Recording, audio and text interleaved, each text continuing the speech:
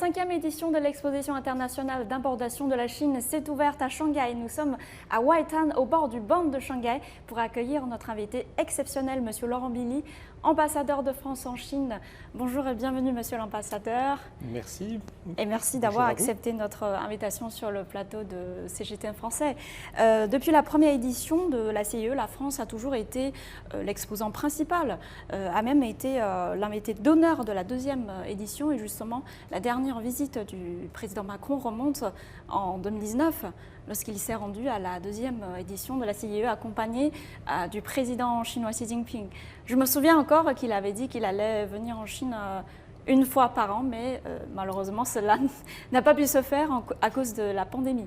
Alors, est-ce que la France et la Chine ont maintenu des échanges étroits et constants au cours des dernières années ? Oui, bien sûr. Le souhait aurait été de venir chaque année. Les contraintes de la connectivité ne l'ont pas permis. Par contre, les deux présidents se sont entretenus très régulièrement au téléphone. Et puis, nous espérons maintenant pouvoir reprendre le cours normal des visites, ou à peu près normal, disons.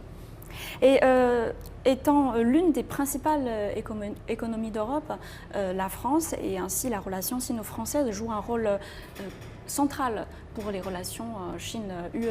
Et selon vous, comment la relation sino-française doit-elle faire face à la situation économique mondiale, on va dire, instable à cause de la pandémie et une situation géopolitique changeante ? Fatalement, face au changement de circonstances, il faut aussi qu'on s'adapte. Il faut aussi qu'on s'adapte à la nouvelle réalité de la dynamique de l'économie chinoise, qui est beaucoup plus forte qu'autrefois. Et donc ça impose notamment d'avoir des conditions de concurrence qui soient peut-être plus équitables que par le passé. Après, je pense que toutes nos entreprises sont conscientes de l'importance du marché chinois. Et hier, par exemple aussi, j'ai fait une petite opération qui était un peu sur bienvenue en France aux investisseurs chinois. Donc je crois qu'il faut qu'on sache aussi continuer à miser sur les avantages comparatifs de chacune des économies.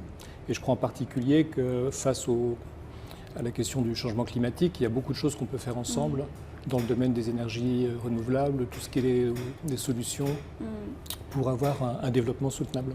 Quelles sont vos attentes concernant la coopération sino-française ? Nous avons toute une série de secteurs qui sont des secteurs traditionnels comme l'aéronautique.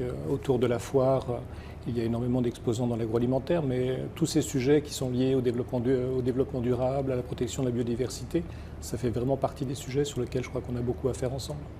Et aujourd'hui, la Chine est rentrée dans une phase de développement de haute qualité, notamment dans la fabrication de pointe, la haute technologie et les services modernes.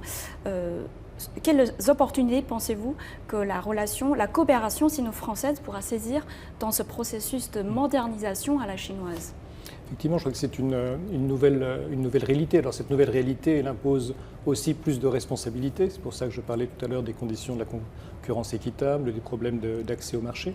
Mais c'est aussi la possibilité de travailler davantage sur un pied d'égalité, voire pour la France de bénéficier de certains avantages technologiques de la Chine.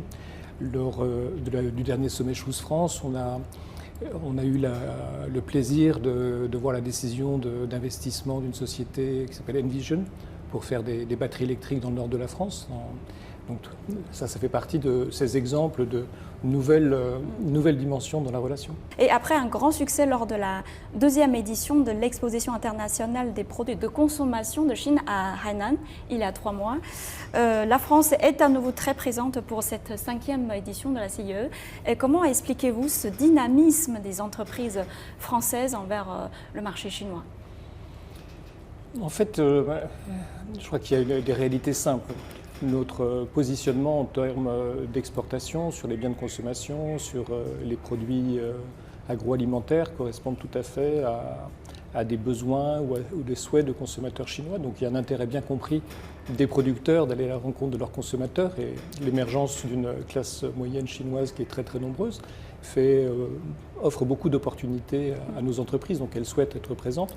Elles pensent que Shanghai est une bonne vitrine, cette foire est une bonne vitrine pour rencontrer à la fois leurs clients et les professionnels.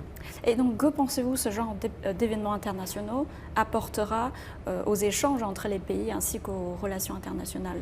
Il y a une dimension symbolique et politique, puisque Shanghai, c'est le symbole de l'ouverture et la foire des importations, c'est le symbole cette ouverture du marché chinois. Donc on ne peut qu'encourager cette démarche. Et puis il y a vraiment des choses très pragmatiques qui sont des relations de clients à fournisseurs et aussi de partenaires.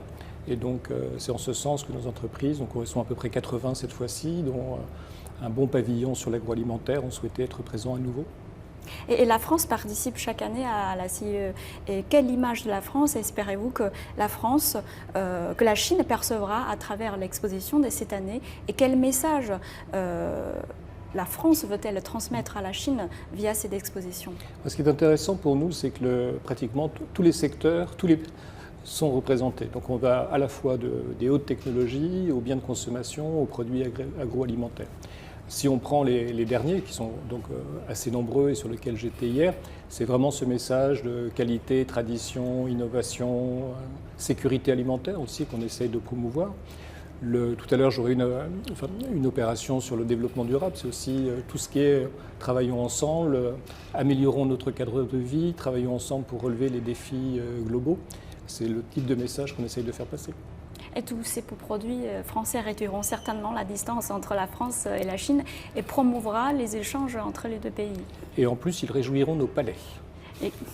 Exactement. Et merci encore pour accepter notre invitation et nous souhaitons également beaucoup de succès à toutes les entreprises françaises à la CIE. Merci beaucoup.